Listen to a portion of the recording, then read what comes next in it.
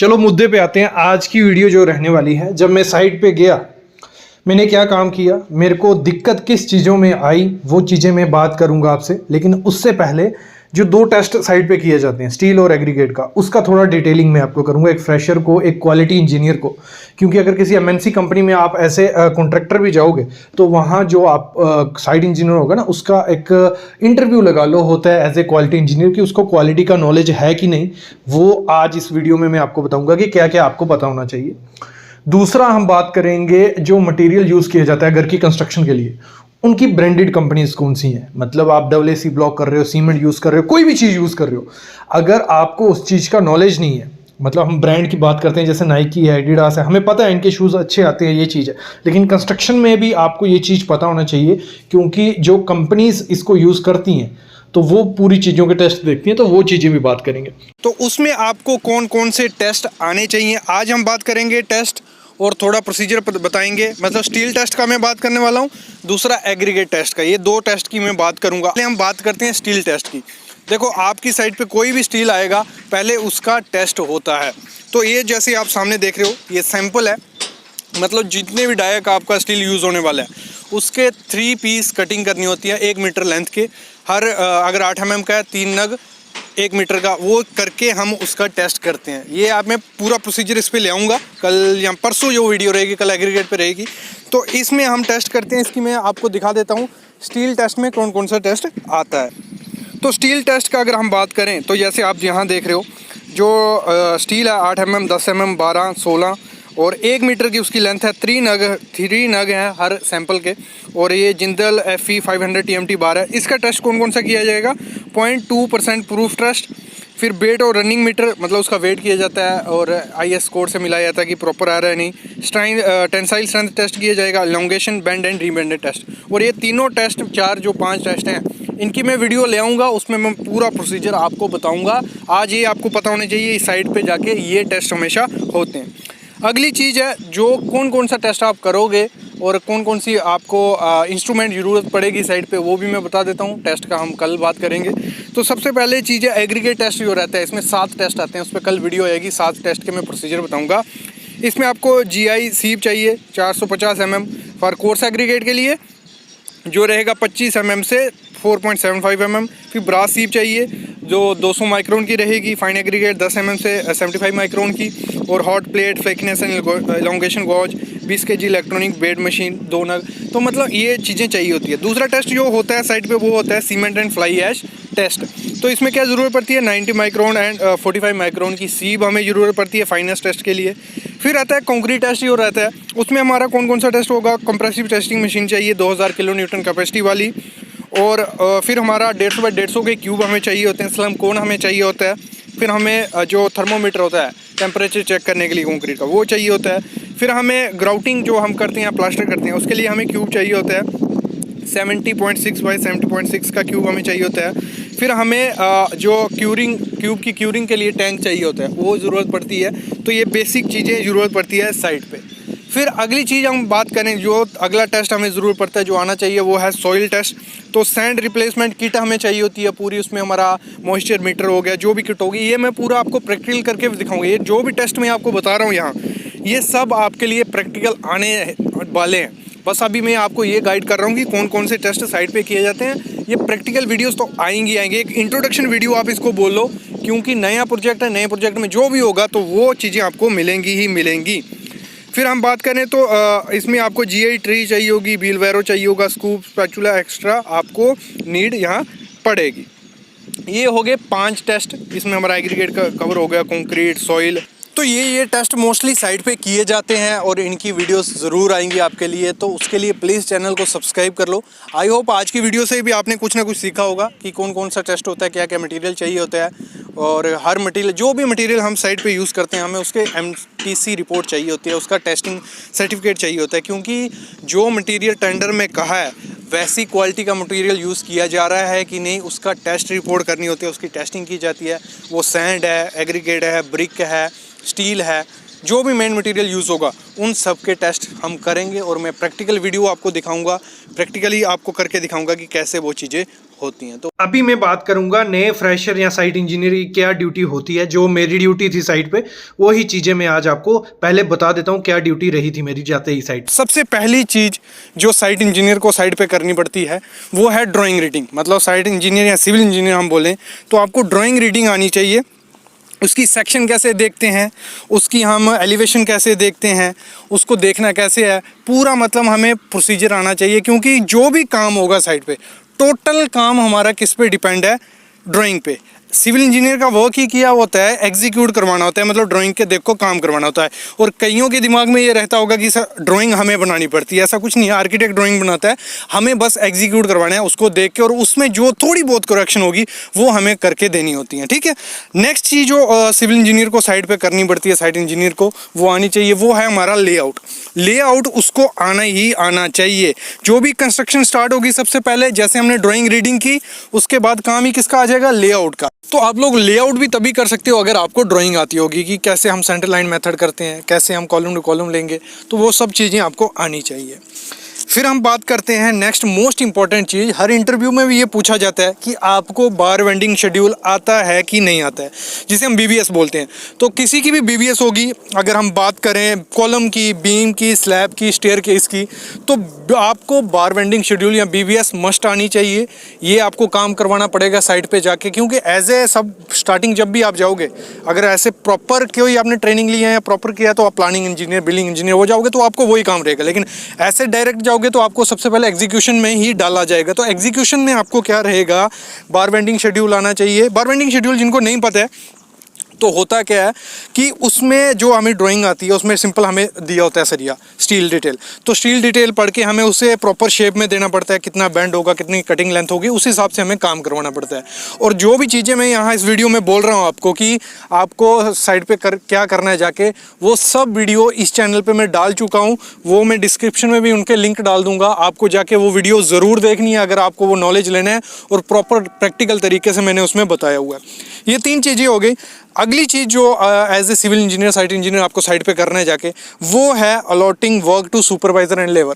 मतलब जो आपका सुपरवाइज़र होगा उसको गाइडेंस देनी है कि आज आपको ये काम करवाना है, इस हिसाब से ये काम करवाना है। और जो सुपरवाइज़र होगा वो आगे फर्दर फोरमैन या लेबर को समझाएगा कि ऐसे ऐसे काम करना है। फिर आपका सिर्फ सुपरविज़न का काम रहेगा, आपको देखते रहना है कि प्रॉपर से काम चल रहा है नहीं चल रहा है। क्योंकि एक बार जब गलती हो गई, उसको सुधारने में लाखों रुपए लग जाते हैं। मतलब एक कॉलम कास्ट हो गया, वो गलती हो गई, मतलब वो वर्टिकल नहीं रहा सीधा, उसको बनाने में कम पैसा लगेगा, तोड़ने में उससे डबल ट्रिपल पैसा लग जाता है और टाइम कंज्यूम होता है। और इंडस्ट्री में सबसे टाइम ज़्यादा मतलब नीड होता है, टाइम के साथ प्रोजेक्ट ख़त्म करना होता है, उसमें गलती की गुंजाइश कभी नहीं होती है। तो हमेशा आपको एक चीज़ को 2 या 3 बार चेक करना है।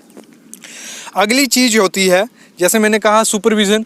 तो कोई भी काम हो रहा है उसको आपको थोड़ी थोड़ी देर में सुपरविज़न करती रहनी है, यहाँ स्टेटस लेते रहना है सुपरवाइजर्स की, प्रॉपर काम चल रहा है, कुछ दिक्कत है तो जाके चेक कर लो, ड्राइंग लेके चेक कर लेना है। और डिटेल रखनी है वर्क की, जो भी काम चल रहा है साइट पे उसकी डिटेल आपके पास होनी चाहिए। एज ए सिविल इंजीनियर आपकी ये एक काम रहता है जब भी आप साइट पर जाओगे। और आपको चेकिंग करते रहना चाहिए कि क्या मटीरियल आया है, कितना मटीरियल स्टॉक पड़ा है, कितना हमें आगे ज़रूरत पड़ेगी। ये भी साइट सिविल इंजीनियर की रिस्पॉन्सिबिलिटी होती है कि अगर जो कल काम होने वाला है, जो जिसका कल कंस्ट्रक्शन होने वाला है, वो मटेरियल अवेलेबल है, या 2 दिन बाद जिसकी ज़रूरत पड़ेगी वो मटेरियल अवेलेबल है कि नहीं, तो वो सब आपके पास रिकॉर्ड होना चाहिए। और जो भी मटेरियल आएगा उसकी स्पेसिफिकेशन, उसकी क्वांटिटी वगैरह, ये सब चीज़ें आपके पास होनी चाहिए। ये सब हो गया। फिर उसको सर्वे की लाइन में भी मतलब नॉलेज होना चाहिए। ये नहीं कि सर्वेयर तो काम रहेगा, लेकिन एज ए अगर आप बिल्डर कॉन्ट्रैक्टर के पास जाते हो या प्राइवेट लिमिटेड कंपनी में जाते हो, तो छोटी मोटी कंपनी में आपको ही एज ए सर्वेयर भी वर्क करना पड़ सकता है। तो उसमें आपको auto level, total station, theodolite, ये 3 चीज़ें तो मस्ट आनी चाहिए। क्योंकि ऑटो लेवल तो बेसिक है, वो तो आपको एक्सकेवेशन में चाहिए, कंक्रीटिंग में चाहिए, शटरिंग में चाहिए, स्टील में चाहिए, जो भी वर्क हो रहा है auto level is the basic need of construction. तो आपको ऑटो लेवल चाहिए ही चाहिए, तो वो आपको आना ही चाहिए। और उस पर 4-5 वीडियो मैं बना चुका हूँ, आप प्ले लिस्ट जाके देखो। मतलब 650+ वीडियो हैं हमारे चैनल पे सिविल साइट विजिट पे। वो टोटल किस पे हैं, प्रैक्टिकल नॉलेज पे। और किसको देख के बनाई गई हैं, वो फ्रेशर को लेके कि फ्रेशर को कुछ हेल्प मिले, फ्रेशर कुछ एग्जीक्यूट कर सके साइट में जाके।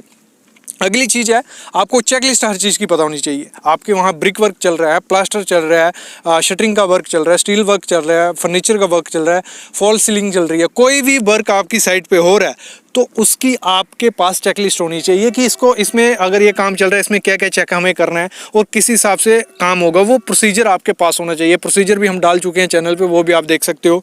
फिर जब कंक्रीटिंग होती है, किसी भी चीज़ की कंक्रीटिंग हो रही है, तो उससे पहले आपको सुपरविजन करनी है, सुपरवाइजर को गाइडेंस देनी है, जो भी ज़रूरत की चीज़ है वो अवेलेबल है कि नहीं। अगर कंक्रीटिंग है तो वाइब्रेटर अवेलेबल हैं, जो तगारी वगैरह चाहिए वो सब चीज़ें वहाँ अवेलेबल हैं, पंप अवेलेबल है, टीएम अवेलेबल है। सब चीज़ों की आपको न्यू स्टेटस लेते रहना है जब भी कंक्रीटिंग करवानी हो। तो ये चीज़ें होती हैं जो एज ए सिविल इंजीनियर आपको आनी चाहिए। किसी भी साइट पे आप जाओगे तो ये चीज़ें आपको पता होनी चाहिए। अगली जो सिविल इंजीनियर की ड्यूटी होती है साइट पे, वो होती है डेली रिपोर्ट। मतलब कितनी लेबर काम कर रही है, क्या डेली आज काम हुआ, उस सब चीज़ का डाटा आपके पास होना चाहिए एज ए सिविल इंजीनियर। ये भी आपकी रिस्पॉन्सिबिलिटी रहती है साइट पे जाके। बाकी बेसिक नॉलेज अगर आपको किसका, मैथ का बेसिक नॉलेज होना चाहिए कि कैसे किसी कंक्रीट का हम वॉल्यूम निकालते हैं, कैसे एरिया निकालते हैं, फिर हम स्टील की क्वांटिटी वेट कैसे निकालते हैं। ये बेसिक चीज़ें आपको पता ही होनी चाहिए। बाकी प्लानिंग और बिलिंग की अगर मैं बात करूं, बिलिंग में थोड़ा बहुत आपको आना चाहिए एज ए सिविल इंजीनियर। आपको जाके वो भी काम करना पड़ सकता है। मतलब ये नहीं है कि आरए बिल, जो रनिंग बिल होते हैं या पक्के बिल जिन्हें हम बोलते हैं, वो बनाने हैं, लेकिन सब कॉन्ट्रैक्टर का बिल आपको बनाना आना ही चाहिए, क्योंकि साइट पर आपको वो काम भी दे सकते हैं। और एज ए बीटेक या बी या डिप्लोमा सिविल इंजीनियर आपको इतना बेसिक तो होना ही चाहिए। ये बेसिक चीज़ें थी, ये तो मस्ट आप एज ए सिविल इंजीनियर आपको आना चाहिए।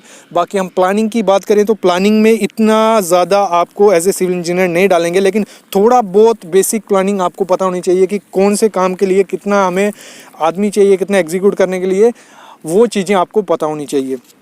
बाकी बेसिक वर्क जो बिल्डिंग कंस्ट्रक्शन का रहता है वो आपको थोड़ा बहुत नॉलेज होनी चाहिए। और एज ए सिविल इंजीनियर जब आप साइट पे जाओगे, यही बेसिक काम आपको करने रहेंगे। जो मैंने आपको अभी 7-8 काम बताए, ये बेसिक काम है। और भी इसमें एक्सपेंड हो सकता है, एक्सपेंशन हो सकता है। जैसे मैंने कहा, ये हर कंपनी पे डिपेंड होता है कि एज ए सिविल इंजीनियर वहाँ जाके आपको क्या काम करना पड़ सकता है।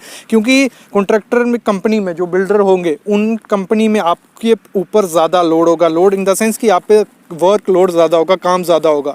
लेकिन अगर आप प्रोफेशनल कंपनी में जाते हो, जो जिस लाइन में आप रहोगे वही वर्क आपका रहेगा।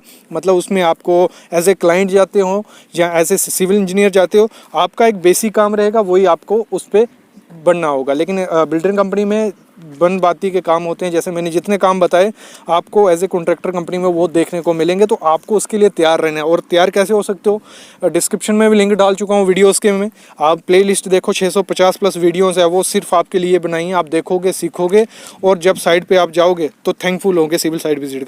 चलो, ये भी क्लियर कर दिया आपका मैंने कि क्या क्या मैंने काम किया था। अभी घर की कंस्ट्रक्शन करवाते हैं तो हमें कंपनीज के नाम नहीं पता होता है, कौन सा मटेरियल अच्छा है कौन सा नहीं, तो वो बात कर लेते हैं आपसे आज। जो भी हम कंस्ट्रक्शन मटेरियल यूज़ करते हैं, डबल एसी ब्लॉक या सीमेंट, तो मेरे को काफ़ी कमेंट आते हैं कि सर ऐसा बताओ कि कौन सी कंपनी का सीमेंट अच्छा है, डबल एसी ब्लॉक की कंपनी कौन सी अच्छी है। जो भी कंस्ट्रक्शन में मटेरियल यूज़ होता है उनकी बेस्ट कंपनी कौन सी है, वो आज इस वीडियो में बताने वाला हूँ। फुल डिटेल में दूंगा।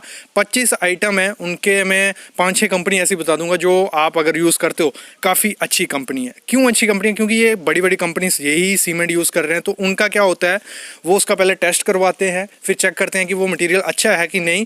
तो वो ही रिपोर्ट मैं आपको प्रोवाइड करवाने वाला हूँ, जिसमें मैं फुल डिटेल आपको दूंगा कि ये मटेरियल अच्छा है कि नहीं। सबसे पहला मटेरियल है वो है OPC 53 grade cement, ordinary Portland cement. और इसमें हमारे 3 ग्रेड आते हैं, 33 ग्रेड, 43 ग्रेड और 53 ग्रेड। अगर आप कॉलम, बीम, स्लैब, फुटिंग ये सब करना चाहते हो तो 53 ग्रेड सबसे बेस्ट है, यही आपको यूज़ करना है। तो इसका सबसे अच्छी कंपनीज कौन सी है?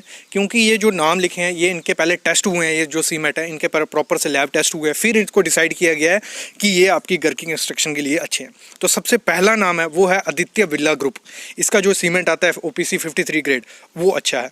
फिर दूसरा है श्री दिग्विजय सीमेंट। ये इसीलिए मैंने ज़्यादा सीमेंट लिए हैं क्योंकि कई स्टेट में ये सीमेंट अवेलेबल होंगे, कई स्टेट में दूसरी सीमेंट अवेलेबल होंगे। तो ये सब नाम लिख दिए हैं। ये कंपनी का आपको कोई भी सीमेंट मिलता है आप इसको यूज़ कर सकते हो। और उसमें मस्ट ग्रेड देखना कि 53 ग्रेड है, और साथ में देखनी है उसकी एक्सपायरी डेट कौन सी है। ये 2 चीज़ें जब भी सीमेंट लोगे ये ध्यान देना, 53 ग्रेड लेना है और वो 3 महीने ज़्यादा पुराना नहीं होना चाहिए। तीसरा है सौराष्ट्र सीमेंट, सौराष्ट्र सीमेंट। चौथा है सिद्धि सीमेंट। फिर है Ambuja cement, high bond cement, Shanghai cement, Aditya Birla group का। फिर श्री दिग्विजय, अंबुजा सीमेंट और ये हमारे OPC के कितना है, संजीवनी सीमेंट के तक है। और इसमें एक अल्ट्राटेक नहीं लिखा है, अगर अल्ट्राटेक भी मिलता है अल्ट्राटेक भी आप यूज़ कर सकते हो। फिर है मैं हमारा पोर्टलैंड पोज़लाना सीमेंट, पीपीसी सीमेंट। तो इसमें कौन कौन से, आदित्य बिरला ग्रुप का सीमेंट जो आता है, अंबुजा सीमेंट, सिद्धि और सौराष्ट्र सीमेंट आपके लिए अच्छा है। एसआरसी सीमेंट मतलब सल्फेट रेजिस्टेंट सीमेंट, उसका कौन कौन सी कंपनी अच्छी है, दिग्विजय जो कंपनी है वो काफ़ी ज़्यादा अच्छी है। फिर हम एडमिक्सचर जो यूज़ करते हैं वो कौन कौन सा है, फोसरोक का आता है, सिक्का का और BASF का। रेडी। फिर हमारा है क्यूरिंग कंपाउंड, यहाँ पानी अवेलेबल नहीं होता है, क्यूरिंग करने के लिए हम कंपाउंड यूज़ कर सकते हैं। कौन कौन से का अच्छा है, फोसरोक अच्छा है, सिक्का है, कैम्पबॉन्ड है, BASF है। फेयरमेट का यूज़ कर सकते हो, लेकिन अगर आपको फोसरोक और सिक्का का मिल जाता है तो फेयरमेट आप यूज़ मत करो। नेक्स्ट है SSC admixture, PC base with natural river sand, कौन कौन सा होता है, सिक्का और BASF का। फिर जो ग्राउटिंग होती है, ग्राउटिंग कौन कौन सा मटेरियल अच्छा आता है, वो है फेयरमेड, इसमें non शिंकेज group type G1 G2, ये चीज़ हमेशा ध्यान रखना। फिर सिक्का का और रेड बॉब का और कैम्पबॉन्ड का आप यूज़ कर सकते हो। फिर इपॉक्सी ग्राउंड, फोसरोक का, सिक्का का, फेयरमेड, BASF। आगे AAC ब्लॉक का वो मस्ट देखना है आपको। फिर फ्लोर हार्डनर जो होते हैं, सिक्का और फोसरोक का। फिर जो मेन चीज़ थी AAC ब्लॉक का, वो मेरे को काफ़ी दिनों से बोल रहे थे सर कोई अच्छी कंपनी तो बताइए। तो AAC ब्लॉक आपको यूज़ करना है, बिल्टेक का आता है, JVS, कॉम्पेस्टको, HIL, मोरबी, बागोडरा, बल्वा, प्रोकॉन का काफ़ी अच्छा होता है। अगर आपको प्रोकॉन का मिलता है तो आपको यूज़ करना है। उसकी मिनिमम कंप्रेसिव स्ट्रेंथ आपको पता कर लेनी है जब भी आप वेंडर से लेने जाओ। 4 न्यूटन पर स्क्वायर मीटर होनी चाहिए और जो ड्राई डेंसिटी उसकी होनी चाहिए 5512 kg पर क्यूबिक। ये चीज़ हमेशा आपको चेक करनी है जब भी आप लेने जाओगे। फिर फ्लाई ऐश अगर जिनको चाहिए तो फ्लाई ऐश कोनेस इंफ्रास्ट्रक्चर की, एम्स की, जय श्री व्यापार लिमिटेड की और जय श्री व्यापार राजकोट का, मतलब गुजरात के आइटम है। तो ये चीज़ें आपको यूज़ करनी है। अगली आइटम जो है मैं वो बता देता हूँ आपको। आइटम जो है वो है हाइड्रोफिलिक वाटर बार, जो वाटर बार हम यूज़ करते हैं। तो वो सिक्का इंडिया का वाटर बार कहाँ यूज़ करते हैं, जो भी हमारे ट्रेनिंग वाले होती हैं उनमें जहाँ जॉइंट पड़ता है, जहाँ कॉलम, कहीं भी हम वाटर बार को यूज़ कर सकते हैं कि पानी अंदर नहीं आए जॉइंट से, वहाँ हम वाटर बार यूज़ करते हैं। SW का, फेयरमेड का। फिर इंटरनल वाटर प्रूफिंग कंपाउंड कौन कौन से हैं जिससे हम अच्छी वाटर प्रूफिंग कर सकते हैं, वो फोसरोक का है, सिक्का का है, कैम्पबॉन्ड का है, फेयरमेड का है और TP बिल्टिक का है। और सीलेंट यूज़ करते हैं हम टाइल में, यहाँ हमारे जो कंस्ट्रक्शन जॉइंट आते हैं या एक्सपेंशन कॉन्ट्रैक्शन जॉइंट, तो उसमें कौन सा है, फोसरोक, फेयरमेड और कैम्पबॉन्ड का अगर हम यूज़ करते हैं तो ये काफ़ी अच्छी कंपनीज हैं। ये चीज़ें थी, काफ़ी इंपॉर्टेंट चीज़ें थी जो आप घर की कंस्ट्रक्शन करवा रहे हो तो ये कंपनी का आपको यूज़ करना है, क्योंकि ये टेस्टेड मटेरियल है और आपको कोई नुकसान इससे नहीं पहुँचेगा। आई होप आपको वीडियो पसंद आई होगी। तो वीडियो पसंद आई है तो लाइक करना, चैनल को सब्सक्राइब कर लो। शाम को एक और वीडियो लाऊंगा जो आपके लिए काफ़ी इंपॉर्टेंट होने वाली है। Thank you guys.